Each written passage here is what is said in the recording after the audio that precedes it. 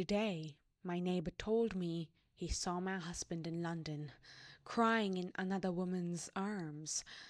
I thought my marriage was over.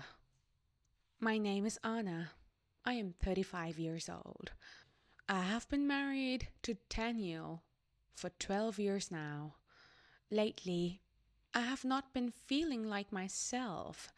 We have 2 children, a son who just turned 9, and a daughter who is 5. But something has been off for months now. I have a chronic condition. It is not something that will kill me, but it is something I have to manage for the rest of my life. I need injections every month. I never learned to do them myself. Daniel always handled it. From the beginning of our marriage, it just became his thing. Looking back now, I think that kind of trust makes you blind in other ways too. These days, we argue almost every morning. It feels like there is something else sitting between us, something we are not saying. Before, we used to fix things quickly. Now the arguments just stay. He has also been traveling a lot, mostly to London. Medical conferences, he says. At first, I didn't think much about it. That is part of his profession. It made sense. But then it became more frequent and shorter. And every time he came back, he seemed more distant. He also stopped sleeping in our room. At first, he said I snore. He laughed about it a little, said he needs proper sleep because work has been tough. I didn't argue. I didn't have the energy. I have been on sick leave from work recently.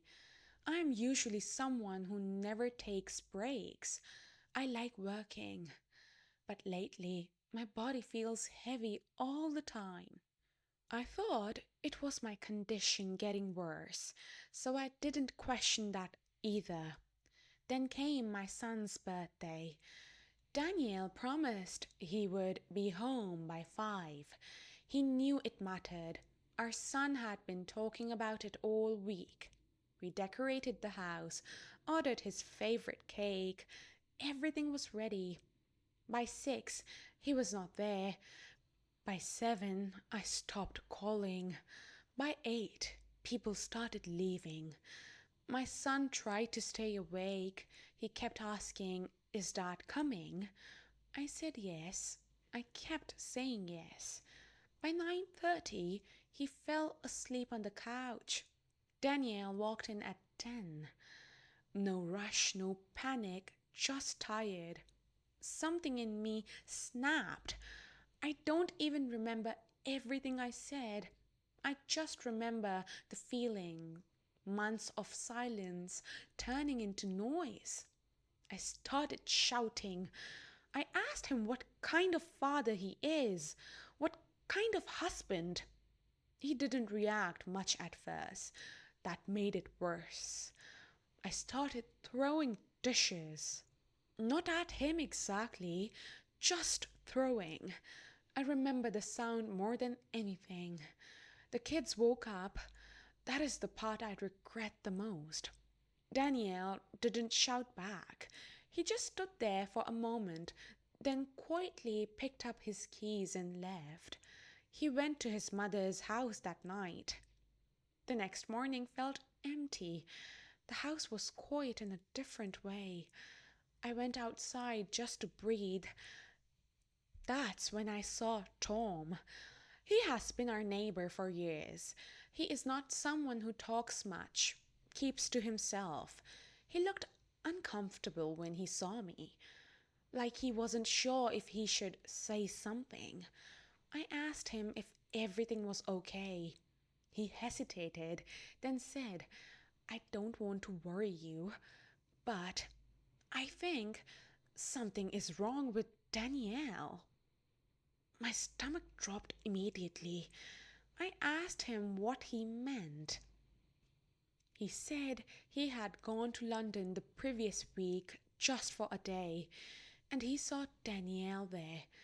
I told him Danielle was at a medical conference. Tom shook his head. He said he wasn't at any conference. I saw him outside a hospital. He hesitated for a moment, then added, he was crying in a woman's arms. I felt something twist inside me. Tom looked at me carefully, like he was not sure if he should continue. He didn't look like himself, he said. I called his name, but he didn't even turn. Danielle came home later that day, like nothing had happened.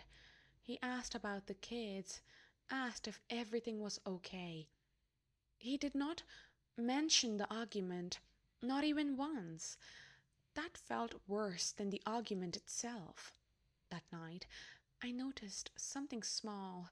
His hands were shaking while holding a glass of water. I asked him if he was okay. He said he was just tired. I wanted to believe that. A few days passed like that, like we were both avoiding something. One afternoon, he forgot his phone at home. It almost never happens. It started ringing while I was in the kitchen. I ignored it the first time. Then it rang again. Same number. Again and again. Something about that made me uneasy. I picked it up, but I didn't answer. I just looked at the screen. No name, just a number. Then a message came. I called the hospital again. They need you to respond. This cannot wait. I felt my chest tighten. Hospital? That night, I asked him directly.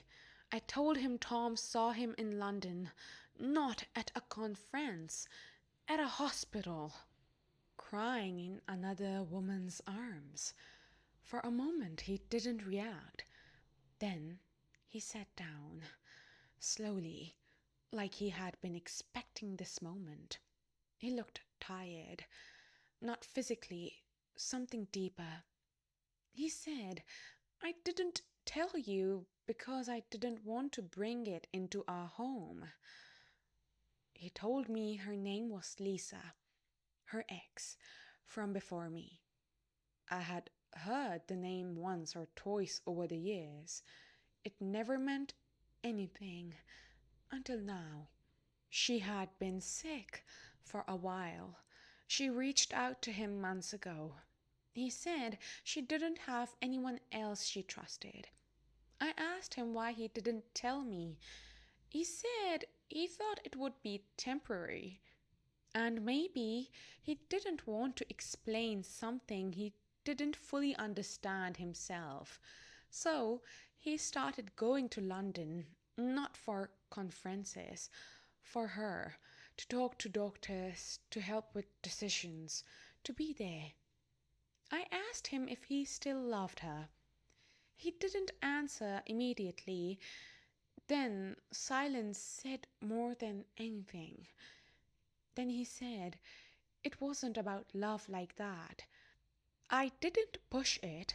Some questions don't have answers you can live with. Then he said something that changed everything. She died 2 weeks ago. I felt like the room went completely still. He said there were complications. Something went wrong with the medication. They are still looking into it, but he keeps thinking he missed something. He keeps replaying everything, every decision, every detail. He said, I keep thinking I should have noticed something. I should have done something differently. That's when I understood. This wasn't about her anymore. This was about guilt. That's why he has been distant. That's why he stopped sleeping next to me. And suddenly, all the small things started making sense. But not everything. I asked him one more thing. Why didn't you trust me enough to tell me? He looked at me and said, because you already depend on me for so much. I didn't want to become another thing you have to worry about. That hurt in a different way. The next morning, we sat together in the kitchen. No argument, no pretending either. Just silence that felt more honest than anything we had in months. Nothing is fixed. We are still trying to understand what this means for us. Some days feel normal. Some days feel like we are just two people living in the same space. I still take my injections every month. He still prepares them.